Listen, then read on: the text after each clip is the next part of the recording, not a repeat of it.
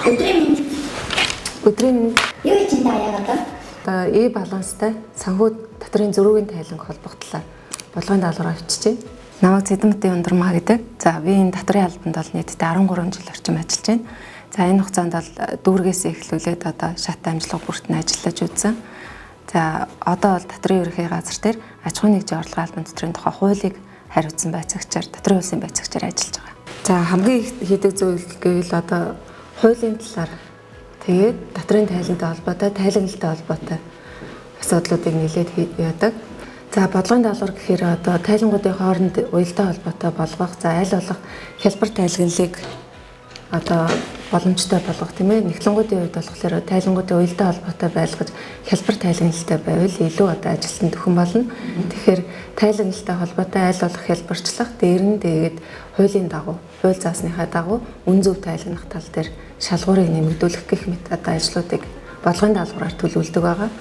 Тэрнийхээ дагуу хийнэ гэсэн үг.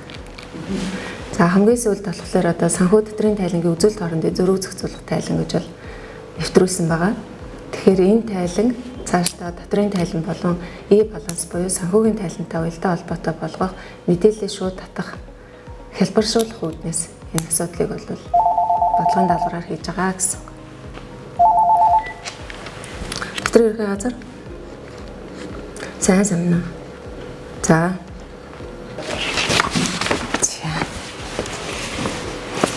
одоо би ингээд санхүү дотрын тайлангийн үзүүлэлт хоорондын зөрүүг зохицуулах тайланг, хэрхэн тайлагнах, за бусад тайлангуудын уялдаа холбоотой цахим сургалтаа хийх гэж байна. Дотрын байцаагчийн ажлын ач холбогдлыг ингээ хуваар нөлөө тав хэдэн өрнөлийг олсон амын хөгжил 80% үнэлнэ. За улсын төсвийг бүрдүүлнэ гэдэг бол маш чухал асуудал. Энэ маань одоо улс орны тусгаар тогтнол болон эдийн засгийн бие даасан байдалтай маш чухал холбоотой учраас энэ бол 80% гэж үнэлнэ. Сая 2020 онд бол хууль дотрын багц хууль шинжлэгдсэн байгаа. Хуулийн шинжилгээний өрөөнд бол тайлангийн маягтууд маань өөрчлөгдсөн. За энэ тайлангийн маягтыг шинжилэн батлах ажлын хэсэгт оролцож маш их зүйлийг одоо сурч одоо хамт ажиллаж байсан хүмүүсээс маш их мэдлэгийг олж авч хамтарч ажиллаад энэ дотрын тайлангуудыг бол голчлон шинжлэх ажилд гар бие оролцсондоо бол маш их баяртай байгаа. Энэ миний бахархах нэг том ажил маань юм аа. За мэдээж шинжлэгдэж байгаа ажил болгон маань аливаа нэг зүйлийн эрэг сөрөг хандлагыг бол заавал авч идэг. За татварлагчдын үед гэвэл одоо дотрын тайлангаа хялбар гаргах байдалд нь зохицуулах үүднээс нэлээд зүйлийг бодож зөвлөлдөж бол хийсэн байгаа. За одоо жишээлбэл өөрөө тооцооллыг тэр болгон бүгдийг нь хийхгүй тийм ээ. Зөвхөн өөрийнхөө хамааралтай орлого зарлагтай холбоотой мэдээллийг бөглөхөд тайлан бэлэн болгох, тайлангийн тооцоол хийгдэх иймэрхүү байдлаар бол шинжилгээ хийхийг зорьсон. Тэгэхээр татварлагчдын хувьд маань энэ бас нэлээд их том одоо нөлөөлөл бол бий болно гэсэн үг л дээ. Тэгэхээр энэ тайлан хэн гаргадаг вэ гэхээр хамгийн гол нь татвар төлөгч өөрөө гаргана, хувь хүн болон хуулийн этгээдүүд маань гаргадаг тийм ээ. Тэгэхээр энэ тайлангууд дээр хамгийн гол ажиллах хүмүүс маань татвар төлөгчд маань гэсэн үг. За татвар төлөгчдийн хувьд бол үнэлгээ бол янз янз байсан. Гэхдээ бол дээлэнх хувь нь эерэг хандлагатай одоо хандлага маань нэлээ эерэг байсан гэсэн үг шүү дээ тийм ээ. Ирээд асууж байгаа асуулт болон хариулж байгаа хариулт. За тэгээд хөвчлэн одоо нөгөө сошиал сувгуудыг ашиглаад бид нар мэдээлэл хүргэсэн тийм ээ. Хэрэглээ ажилтнууд болон хамт ажиллаж байгаа хамт олонтойгоо нийлээд энэ мэдээллийг хүргэх одоо татвар төлөгчтэй холбогдож харилцаж ажиллах гэх мэт дээр бол хамтарч ажиллаж байсан. За энэ дээр бол яг одоо татвар төлөгчтэй ирж байгаа хандлага бол их мэдэгддэг. Тэгэхээр дийлэнх хувь нь бол эерэг байсан гэж хүлээж авсан. Ажлаасаа мэдэрдэг хамгийн гол зүйл нь мэрэгжлийнхээ чиглэлээр хүмүүст хэрэгтэй юм хийж чадчихна гэдгээрээ одоо маш сайхан мэдрэмжийг авдаг. За нэгтлэнгуудад ялангуяа одоо төгссөн сургууль тийм ээ эзэмсэн мэрэгжлийнхээ хүрээнд хүмүүст хэрэгтэй мэдээллийг хүргээд хэрэгтэй зүйлсийг одоо хийж чадж байгаа даа. Маш ажлынхаа үр дүнд сэтгэл хангалуун байна. За бас 100% сэтгэл хангалуун биш юм аа гэхэд ямар ч байсан одоо хэрэгтэй зүйлсийг хүргэж чадчихна гэдгээрээ сайхан мэдрэмжийг авдаг. За миний гол баримтлагыг хичээдэг зарчим маань нэгдүгээр хариуцлагатай байх. За хариуцлагатай байх гэдэг маань маш өргөн хүрээнд ойлгогдох байх тийм ээ. Нэгдүгээрт нь бол хүмүүс буруу зүрх мэдээллийг бол огт өгч болохгүй. За хувийн ашиг сонирхлоо одоо өмнө нь тавьж болохгүй. Аливаа нэг байдлаар мэдээж бид нар төрийн үйлчлэгийг хүргэж байгаа. За улс эх орныхоо төлөө ажиллаж байгаа төрийн албаагч, төрийн үйлчлэгийг үзүүлж байгаа хүмүүс гэж бол өөрсдөө ойлгодог, дотрын байцаагчдыг бол ойлгодог. Тэгэхээр хариуцлагатай байх гэдэг маань нэгдүгээрт тавигддаг зарчим байгаа гэсэн үг.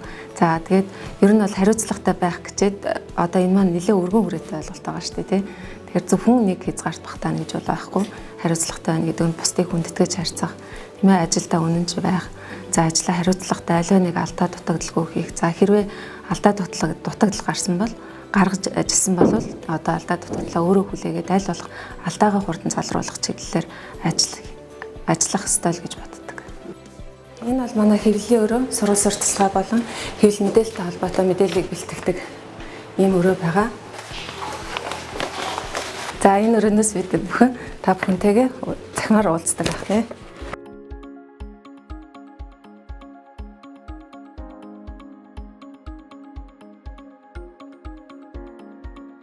За дотор төлөвч танд баярлалаа. За ингээд захин сургалтаа дуусглаа.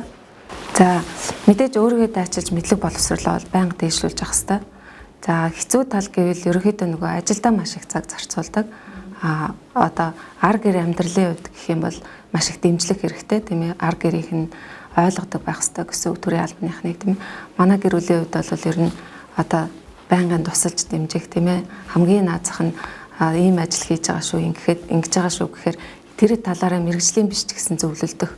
За хаяа нэг үг сонсчдаг байх ч юм уу. Тэр талаараа бас зөвлөлдөж тусалж ивэл илүү байдаг байх гэж боддог. Тэгэхээр ер нь төрийн албан хаагч байх, татварын айн байцаагч байх гэдэг маань хүмүүсийн хамгийн түрүүнд татвар төлөгчтэй аливаа нэг хэлбэрээр харилцаа үүсгдэг байгаа, тийм ээ. Тэгэхээр энэ нь одоо хэцүү татвар төлөгч гэж байна. За аливаа нэг байдлыг эргээр хүлээгээд авчдаг, тийм ээ. Одоо зөв талтаас төхөөтэй татвар төлөгчд гэж байна. Тэр болгонтой зөв одоо зохицуулж харьцаад өөрийнхөө байдлыг одоо үйлчлэгээгээл мэрэгжлийн төвшөнд хүрэхэд анхаарах ёстой л тийм асуудал л гэж бодож байна. Сонирхолтой асуултад яг таны өөрөө чинь бэлтгэсэн, оруулсан цахим сургалт болон видео заавруудыг ер нь сошиал орчинд хэдэг хүндсэн бол? За 2020 оны байдлаар бол яг хуулийн шинжилэл болоод тайлангийн шинжилэлүүдтэй холбоотой нэлээд олон сургалтуудыг хийсэн. Энэ сургалтуудыг бол нийтдээ нэг 2 сая гаруй хүн хандаж үзсэн гэсэн судалгаа байдаг. За ер нь одоогийн байдлаар бол 200 гаруй мянган аж ахуйн нэгжүүд бол бүртгэлтэй байдаг. За бүртгэлтэй аж ахуйн нэгжүүдэд бол одоо хуулийн мэдээллийг хүргэх, тайлантай холбоотой заавар зөвлөгөө өгөх гэх мэт байнгын одоо мэдээллийг хүргэхээр зорж ажилладаг гэсэн. За үнд зүйл гэх юм бол хамгийн түрүүнд би одоо яг хамт ажиллаж байгаа ажлынхаа хамт олноос болон одоо хамтарч ажиллаж байгаа энэ татварын албаны нийт туршлагатай хүмүүс дээр нь зайлшгүй нөхцөл байдлаасаа болоод үүсэж байгаа энэ байдлаас одоо мэдлэг олж авах, тэ туршлага суух гэдэг бол хамгийн үнэтэй зүйл. За тэгээд мэдлэг туршлагаас гадна хүн тэрийгээ дагаад заавал одоо төлөвшчээдэг, тийм ээ. Тэгэхээр энэ төлөвшлийг олж авч яана гэдэг маань бас нэг талаа хамгийн үнэтэй зүйл гэж боддог. Тэгэхээр мэдлэг олж авах, туршлага суух, тэгээд дээр нь төлөвшил бий болох гэдэг, зөв төлөвшил бий болох гэдэг нь өөрөө хамгийн үнэтэй зүйлүүдийн маань нэг л гэж боддог да. Байна. За одоохон буулаа та төр хүлээж байгаарай. За доор нэг харилцагч ирсэн байна. Харилцагчтайгаа одоо уулзаж зөвлөгөө өгнө. Ер нь зөв зүйлийг зориод, тийм ээ, одоо энэ хүнд нэг жоохон ч гэсэн мэдлэг олгочих юмсан.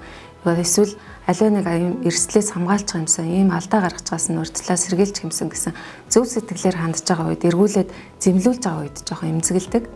Тэгэхээр зөв сэтгэлтэй одоо тэр хүний төлөө гэсэн сэтгэл гаргаад ажиллаж байгаа хүмүүсийг эргүүлээд одоо татвар төлөгч элдвэр хийлэх, тийм ээ, зэмлэх иймэрхүү байдал гаргаж байгаад нь бол эмзэгэлдэг. Тэрнээс биш одоо татварын байцаагч байгаад хэцүү штэй гэх юм бол ерөөсөө байхгүй гэсэн үг. Сайн байна уу? За. Ямар асуудлаар явъя?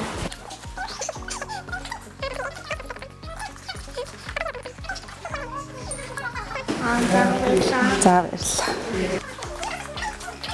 Саяны харилцагч маань аж ахуйн нэгжийн орлогын албан эздрийн хөнгөлөлт чөлөөлтийн талаар асууж байна. За энэ талаараа бол мэдээлэл зөвлөгөө өгөөд ерөнхийдөө дуслаа. Өдөртөө ер нь бол татвар төлөгчдөд болон утсаар болон биечлэн зөвлөгөөг бол маш их өгдөг байгаа. Хүмүүс их ирж хандаж асуудаг. За хийдэг гол ажлуудын маань нэг байгаа. За мэдээж одоо энэ татварын албанд шинээр орж ирж байгаа. Нас хамаарахгүй, тийм ээ, шинээр орж ирж байгаа үе маань залуу үе л гэж тооцогдсон, тийм. Тэгээд наснаасаа би бол заавал одоо хамаарахгүй байх гэж боддог.